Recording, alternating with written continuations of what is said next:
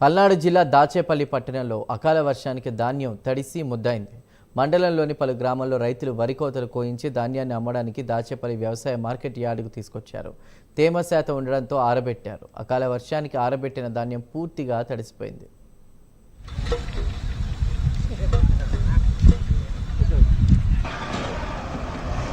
వీరాపురం అండి. నా పేరు సురేష్. నేను 20 ఎకరాలు వేసాను. రాత్రి ఒడ్డు తీసుకొచ్చాను. ఇట్లా వాన కనుకోకుండా తడిచిపోయి బాగా ఇబ్బంది పడుతున్నాం. కనీసం బస్తా వచ్చి 1450 కొంటున్నారు. దానికి కనీస ముందు కట్ట రేటు కూడా రావట్లేదు. ఇంకా ఏం చేయాలో అర్థం కాక ఇట్లా ఉన్నాం. మొత్తం ఆరబెట్టుకుంటున్నారు. ఎన్ని ఎకరాలు? 4 ఎకరాలు ఒడ్లు. అంటే ఇప్పుడు మన పల్నాడు ప్రాంతం మొత్తం ఉన్నారు అక్కడ మార్కెట్ రేట్లో ఆరబోసుకోవడానికి దాదాపుగా ఉన్నారండి. అందరూ చాలా మంది దొరికారు. మొత్తం తడిచిపోయింది. అనుకోకుండా వచ్చింది వర్షం. ఇక్కడ ఏమి చేయలేము అసలు. టైంలో గాలి